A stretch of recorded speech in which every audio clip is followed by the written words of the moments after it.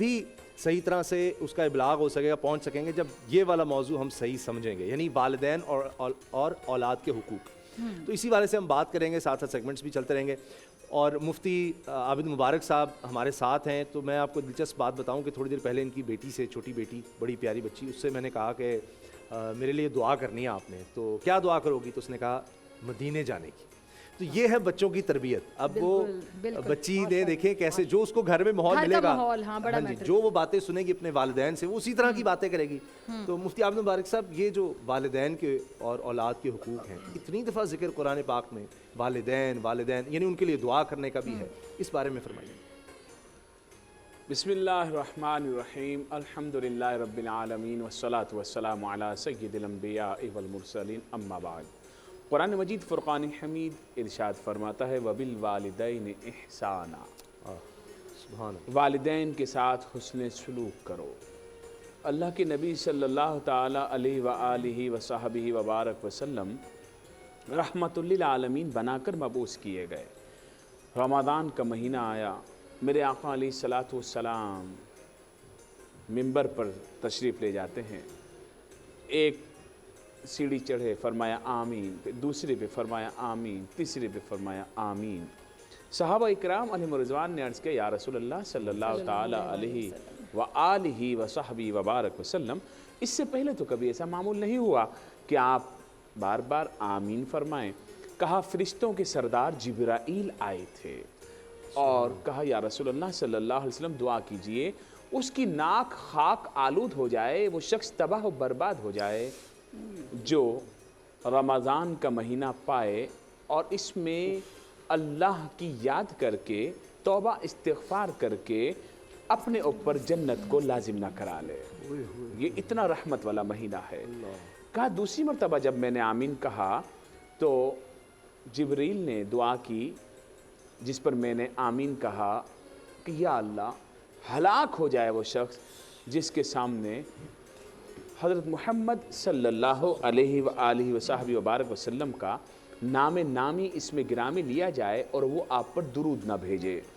تو میرے آقا علیہ الصلاۃ والسلام نے اس پر بھی آمین فرمایا. اب تیسری جو بات ہے وہ آپ کے سوال کے متعلق ہے.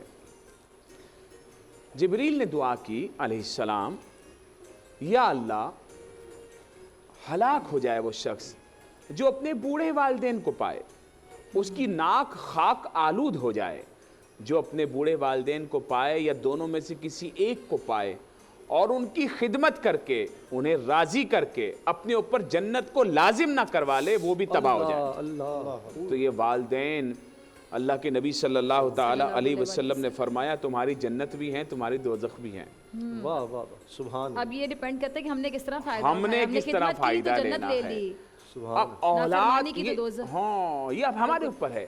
آج دیکھیے معاشرہ جس بے راہ روی کا شکار ہو رہا ہے، میں نے کبھی نہیں سنا تھا آج سے 5 سال پہلے تک، 8 سال پہلے تک بس یہی پڑھتا تھا کہ امریکہ میں، یورپ میں یہاں پر اولڈ ہاؤسز ہیں اور جب والدین بوڑھے ہوتے ہیں لوگ ان کو جا کے جمع کرا آتے ہیں، اور تصور نہیں تھا پاکستان کے اندر.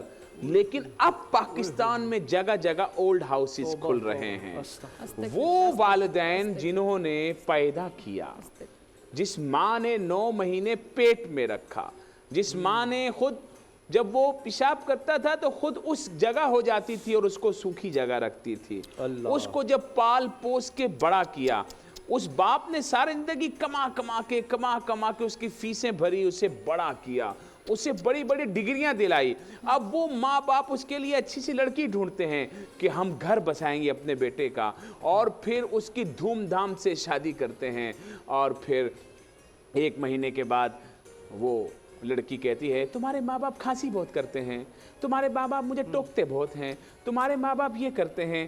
تو لڑکا بولتا ہے ہاں ہاں کرتے ہیں. ہاں وہ اوپر بھی ہو جاتی ہے اور پھر لڑکا بولتا ہے صحیح کہہ رہی ہو، صحیح. میں اپنی بات پہلے پوری کر لوں بعد میں. تو اس کے بعد جو ہے وہ لڑکا اپنی بیوی کو لیتا ہے اور الگ ہو جاتا ہے اور بوڑھے ماں باپ روتے رہ جاتے ہیں. یہ ہمارے اس معاشرے کا المیہ ہے. اللہ کی حبیب صلی اللہ تعالی علیہ وسلم کی حدیث آپ کو سناؤں پھر بھلے آپ ان سے سوال کریں. اللہ کے نبی صلی اللہ علیہ وسلم نے فرمایا لڑکے پر مرد پر سب سے بڑا حق اس کی ماں کا ہے اور بیوی پر سب سے بڑا حق اس کے شوہر کا ہے. یعنی بیوی پر سب سے بڑا حق اس کے شوہر کا ہے, لیکن شوہر کے اوپر جو حق ہے, جو بیٹا ہے, اس پر اس کی ماں کا حق ہے. ہم تو لے کر اور ان کو روتا چھوڑ کر نکل جاتے ہیں اور پھر اس آس میں ہوتے ہیں ہم بہت اچھی زندگی گزاریں گے, تو ہماری زندگی بھی پھر یا تو جنت بنا لو یا دوزخ بنا لو. اے نور خدا نور بصیرت کی طلب ہے, رمضان کا صدقہ تیری رحمت کی طلب ہے. مخفی ہیں اسی ماہ میں رحمت کے قرینے, گرداب سے نکلے ہوئے بخشش کے سفیر. گویا ہیں تیرے عشق میں ہم سب برابر, مجلس کو تو گلدستہ فردوس بنا دے. رندوں کو ثنائے شہ لولاک پلا دے, تو شمع قلم کو ید بیضائی عطا کر. بچوں کو تو افطار میں تسنیم عطا کر.